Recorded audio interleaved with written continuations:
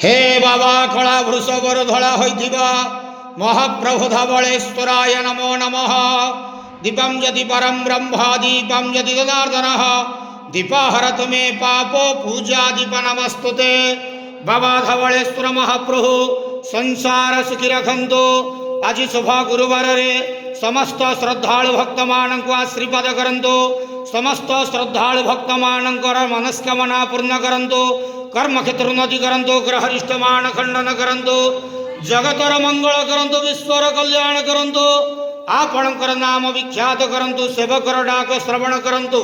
समस्त गुआवसा भक्त मानकर मनस्कामना पूर्ण करंतु। महाप्रभु धवलेश्वराय नमः। संसार सुखी रखंतु आनंदे केवार हरि बोलो। आज शुभ गुरुवार रे समस्त श्रद्धालु भक्त मानक आशीर्वाद करंतु आनंदे केवार हरि बोलो। बाबा धवलेश्वर।